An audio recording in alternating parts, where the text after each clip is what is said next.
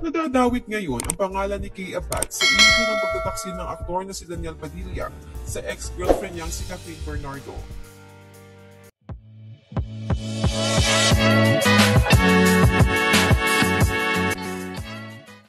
May mga bagong blind item ang inilabas ngayong araw ng Sabado, January 13 na tila tumutukoy this time kay Daniel at Kay Abad na di umano ay nagkaroon ng affair bago ikasal si Kay kay Paul J. Castillo. Ayon sa blind item, nag-check-in daw si Disco sa isang hotel kasama si K.A. ng tabing ilog. Narito at basahin natin. Number 4, Disco and K.A. Ang source ay mismong naka-duty sa hotel. Nag-check-in sa hotel, nauna dumating si Disco, naka-hoodie and shades. Di mo aakalain na naglalaro silang dalawa. Nakaakyat na ng room para makipaglaban si Disco. Ang nakakashock ay dumating si Mother at nagsusumigaw na PI, ilabas niyo si Disco. Alam kong nandito siya. Dahil bawal naman sabihin kung saan room naka-check-in dahil protocol din naman talaga ng hotel yun. Wala nagawa si Mudra at umalis na lang. Nangyari ito way back pa bago ikasal si K.A. sa kanyang now husband, 99.9% germ-free. Ano, pass your papers? Hahaha. Kaya daw si Kay Abad ang hula ng netizens ay base sa post. Nagpakasal daw yung girl, 99.9% germs-free. Di ba asawa ni K.A. si Paul J. may-ari ng casino alcohol at Bioderm?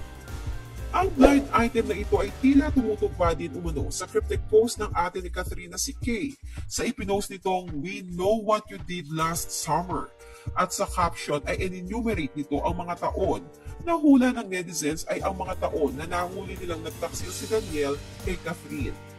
2017, 2018, 2019, 2021, 2023, and the very first one that I know, 2014, sa ad ng ate ni Kath. Sa kainitan ng pagkakadawit ng pangalan niya kay Daniel Padilla, ay nag-post naman si Kay Abad sa IG Stories ngayong January 13 ng litrato ni ng kaibigan. Sa caption ay nakalagay, "Kinsa Jude ilagi chismisan ani Kay Abad." Na kapag tinanslate sa Tagalog ay sino ba ang pinagchichismisan nila?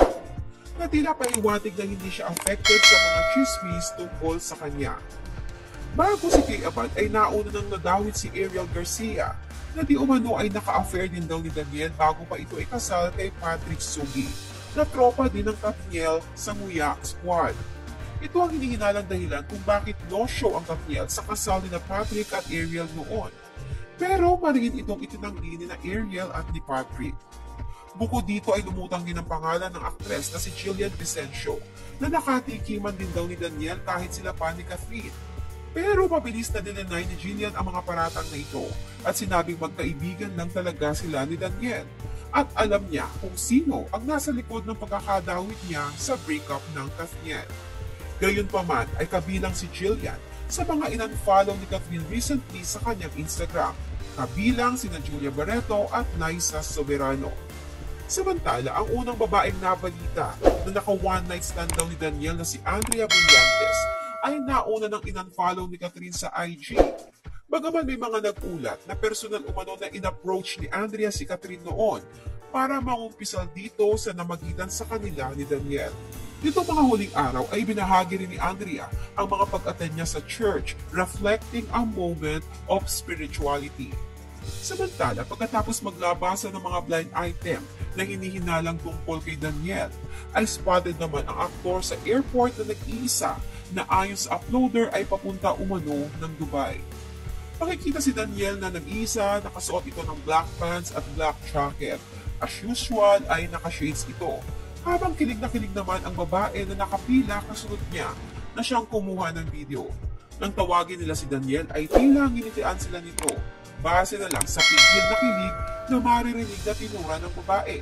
Pagkatapos noon ay may lumapit na tila airport security at may ibinulong sa aktor at itinuro kung saan pinalipat ito ng pila.